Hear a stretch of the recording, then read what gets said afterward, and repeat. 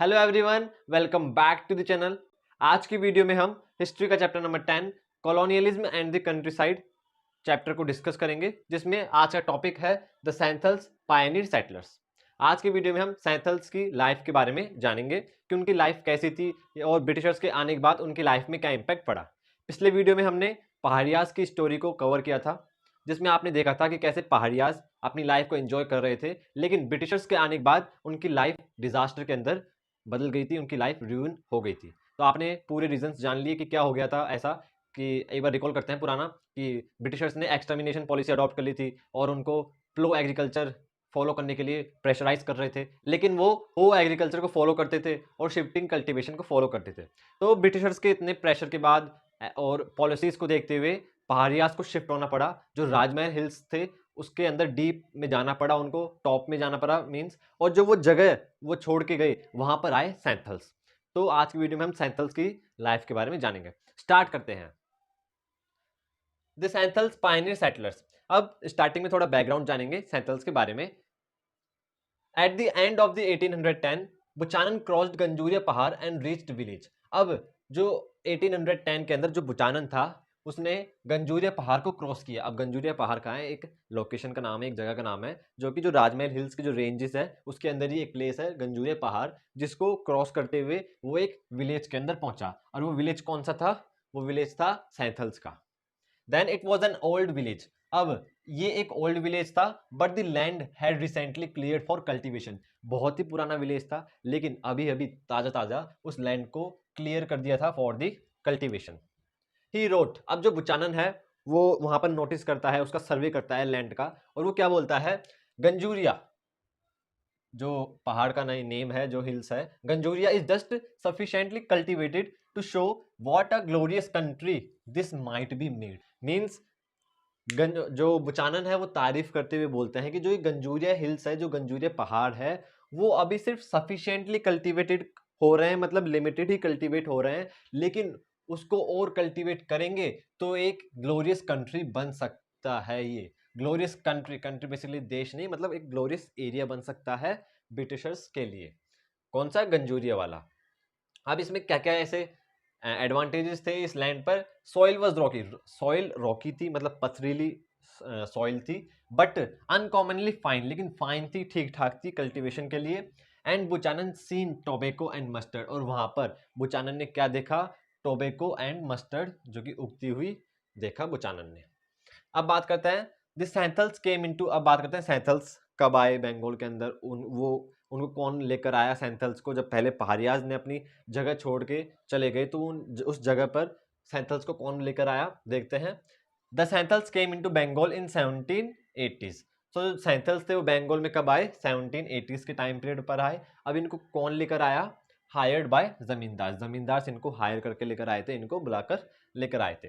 Britishers invited them to settle in the Jungle Mahals. बहुत important है जंगल महल्स। और कौन हायर करके? जमींदार हायर। तो जो ब्रिटिशर्स थे उन्होंने इनवाइट किया सैंथल्स को कि आप आओ और यहाँ पर रहो। कहाँ पर? जंगल महल्स के अंदर। अब इसलिए जंगल महल्स कहाँ पर है? जो गंजूरिया पहाड़ है उसके अंदर ही है, लेकिन जो जंगल महल्स है वो एक जगह का नाम है, एक महल मतलब एक छोटा सा विलेज टाइप का है, वहां पर आप जाकर रहो।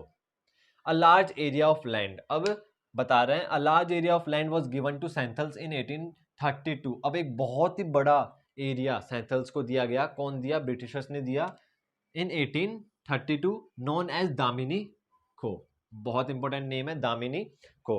अब आपकी टर्म टू एग्जाम्स है, तो टर्म टू एग्जाम के अकॉर्डिंग आपको ये भी नोट करके रखना है कि जो इंपॉर्टेंट हेडिंग्स है, इंपॉर्टेंट जो लाइन है, उनको आप एग्जाम के अंदर मेंशन करें। और जो सीयूईटी की प्रिपरेशन कर रहे हैं उनके लिए वन वर्ड क्वेश्चंस बहुत इंपॉर्टेंट है। तो आपके लिए ये बहुत इंपॉर्टेंट हो जाएगा, सीयूईटी जो भी प्रिपेयर कर रहे हैं, क्योंकि सीयूईटी में एमसीक्यू बेस्ड क्वेश्चंस आएंगे। देन सैंथल्स प्रैक्टिस्ड प्लो एग्रीकल्चर। अब बहुत इंपॉर्टेंट, सैंथल्स क्या कौन से एग्रीकल्चर फॉलो करते थे? प्लो एग्रीकल्चर फॉलो करते थे। लेकिन पहाड़ियास क्या फॉलो करते थे? हो एग्रीकल्चर। ये ध्यान रखना, प्लो एग्रीकल्चर फॉलो करते थे and became settled peasants. Settled peasants बन गए थे सैंथल्स, मतलब कि एक जगह का एरिया, वहीं पर वो अपने एग्रीकल्चर की जो भी प्रोडक्शन है वो सब कर रहे हैं, एक जगह पर सेटल होकर। लेकिन जो पहाड़ियास थे वो शिफ्टिंग कल्टीवेशन फॉलो करते थे, मतलब स्लैश एंड बर्न एग्रीकल्चर। ये ध्यान रखना, पहाड़ियाज और सैंथल्स का अगर डिफ्रेंशिएट आता है तो आप ये बता सकते हैं कि ये प्लो एग्रीकल्चर फॉलो करते थे और वो हो एग्रीकल्चर फॉलो करते थे। Then Santhals were asked to clear, अब यहाँ पर पॉलिसीज थी कुछ ब्रिटिशर्स की, क्या थी? Santhals were asked to clear 1/10 of the area and cultivate within first 10 years.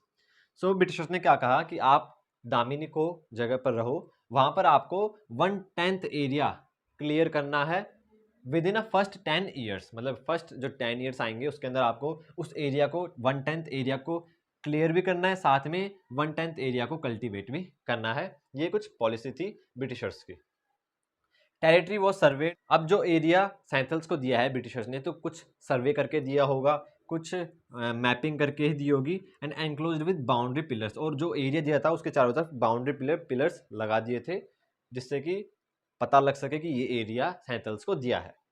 अब बात करते हैं उनके पॉपुलेशन की और कैसे ग्रोथ हुई सैंथल्स की। तो 1838 के अंदर 40 विलेजेस थे, जो सैंथल्स के 40 विलेजेस थे 1838 के अंदर, लेकिन 1851 में 1473 विलेजेस हो गए थे, मतलब इन कुछ सालों के अंदर 40 विलेजेस से 1473 विलेजेस हो गए थे, मतलब कि एक्सपेंड हो रहा था पूरा सैंथल्स का। देन पॉपुलेशन की बात करें तो पॉपुलेशन 1838 के अंदर कितनी थी? 3000 थी, और 1851 के अंदर कितनी हो गई? 82,000, मीन्स बहुत ही पॉपुलेशन ग्रोथ हुई, साथ में एरिया भी इनका बढ़ा, विलेजेस बढ़े, तो इससे क्या हुआ? Cultivation expanded. जो कल्टीवेशन था, अब जो पॉपुलेशन भी बढ़ रही है, एरिया बढ़ रहा है, तो जो कल्टीवेशन भी बढ़ेगा, एग्रीकल्चर प्रोडक्शन बढ़ेगी, उससे प्रोडक्शन से क्या होगा? जो रिवेन्यू है ब्रिटिशर्स के पास ज़्यादा जाएगा, तो रिवेन्यू बहुत ही ज़्यादा इंक्रीज हो गया, एक तरह से इनकम ज़्यादा आने लग गई ब्रिटिशर्स के पास। अब देखते हैं क्या क्या प्रॉब्लम्स फेस करने को मिली। किसको? ब्रिटिशर्स को नहीं, सैंथल्स और पहाड़ियास को क्या क्या प्रॉब्लम फेस करने को मिली। अब बेसिकली टॉपिक किसका चल रहा है? सैंथल्स का, लेकिन इसमें प्रॉब्लम पहाड़ियास की भी बता रहे हैं, सैंथल्स की भी बता रहे हैं और हंटर्स की भी बता रहे हैं। तो देखते हैं क्या क्या प्रॉब्लम्स फेस करने को मिली। फर्स्ट, पहाड़ियास विथड्रू इनटू डीप, ये आपने पहले पढ़ रखा है कि जो पहाड़ियास उनको डीप में जाना पड़ा और जो सैंथल्स थे उनको पेरीफेरीज में सेटल होना पड़ा। अब पेरीफेरीज क्या है? एजेस ऑफ द माउंटेन, जो हिल्स है राजमहल हिल्स, उनके एजेस पे सैंथल्स रहते थे और डीप में पहाड़ियास रहते थे। अब अपर हिल्स में क्या क्या था? अब जब अपर हिल्स में पहाड़ियास गए तो उनको क्या क्या फेस करने को मिली प्रॉब्लम्स? वहाँ पर ड्राई इंटीरियर था, मतलब जो एनवायरनमेंट होता है वो बिल्कुल ड्राई था, बैरन लैंड थी एंड रॉकी सॉइल थी, मतलब कि कल्टीवेशन के लिए बिल्कुल भी परफेक्ट नहीं थी। शिफ्टिंग एग्रीकल्चर, अब मैंने यहाँ पर क्रॉस कर रखा है, मतलब शिफ्टिंग एग्रीकल्चर कौन फॉलो करता था? पहाड़ियास। अब वो शिफ्टिंग एग्रीकल्चर वहाँ पर फॉलो नहीं कर सके क्योंकि बहुत सारे रीजन है शिफ्टिंग एग्रीकल्चर फॉलो करने के। पहले बात क्या क्या कंडीशंस होती है? फर्स्ट, शिफ्टिंग एग्रीकल्चर फॉलो करने के लिए आपको बहुत बड़ा लैंड चाहिए होता है, क्योंकि एक जगह पर आप एक साल वर्क करते हैं, देन उसके बाद दूसरी एरिया पर जाना पड़ता है। तो जब यहाँ पर वो अपर हिल्स में वो पहाड़ियास गए तो वहाँ पर लैंड बहुत ही लिमिटेड थी, इसलिए वो शिफ्टिंग एग्रीकल्चर फॉलो नहीं कर पा रहे थे।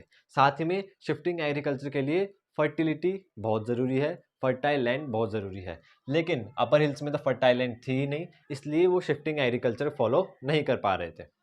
Then next, hunters. अब ब्रिटिशर्स के आने से हंटर्स को भी प्रॉब्लम फेस करनी पड़ी। कैसे? Hunters also face problems due to clearing of forest को क्लियर करते गए तो बेसिकली हंटर्स को भी एरिया नहीं मिला हंटिंग करने का। देन सैंथल्स कल्टिवेटिंग, अब प्रॉब्लम्स बेसिकली यहाँ पर थी। अब सैंथल्स के बारे में बताया है कि Santhals cultivating commercial crops and dealing with traders. अब जब सैंथल्स रहने लग गए राजमहल हिल्स के एजेस पर, तो वो कल्टीवेशन करते थे, मतलब कमर्शियल क्रॉप्स को उगाते थे और डील करते थे ट्रेडर्स के साथ। अब बेसिकली कमर्शियल क्रॉप्स को बेचेंगे तो ट्रेडर्स को ही बेचेंगे, इसलिए कमर्शियल क्रॉप के उगाने लग गए थे। Santhals found that land was slipping away from their hands. अब आता है ट्विस्ट कि जहाँ पर भी ब्रिटिशर्स है ना, वहाँ पर प्रॉब्लम आना तय है। कैसे? ब्रिटिशर्स ने इनको फ्री ऑफ कॉस्ट लैंड दी, दामिनी को आप यहाँ पर रुकिए और कल्टीवेशन कीजिए। तो सैंथल्स ने कल्टीवेशन किया, वहाँ पर जो रिवेन्यू होता था वो ब्रिटिशर्स को दे देते थे, लेकिन जो लैंड दी थी वो भी फ्री ऑफ कॉस्ट नहीं दी, उस पर वो रेंट चार्ज करते थे। तो 1850s के टाइम पीरियड की बात है, सैंथल्स को लगने लगा कि जो उनके पास जो लैंड है, जो कौन सी दामिनिको वाली, वो उनके हाथ से स्लिपिंग हो रही है, उनके हाथ से कोई लेकर जा रहा है। कैसे? Heavy taxes on land, state जो ब्रिटिशर्स थे वो टैक्सेस लगाते थे लैंड के ऊपर, जो दामिनी को जो इनको दी थी। जो मनी लैंडर्स थे दिक्कूज, वो चार्ज करते थे हाई रेट ऑफ इंटरेस्ट। अब लोन की ज़रूरत पड़ जाती थी सैंथल्स को, तो वो लोन ले लेते थे, तो इससे जो मनी लैंडर्स थे वो high rate of interest charge करते थे। एंड ज़मींदार्स कंट्रोल और दामिन एरिया, और बेसिकली जो दामिन उनको दी थी, जो दामिनी को सैंथल्स को दी थी, तो उसका पूरा कंट्रोल किसके ऊपर था? ज़मींदार्स के ऊपर था। तो बेसिकली अब इनके पास बचा क्या? कुछ नहीं बचा सैंथल्स के पास। सो सैंथल्स रिवोल्ट, तो इसको देखते हुए सैंथल्स ने रिवोल्ट किया इन 1855 एंड 1856। बहुत इंपॉर्टेंट है सैंथल्स रिवोल्ट 1855 एंड 1856।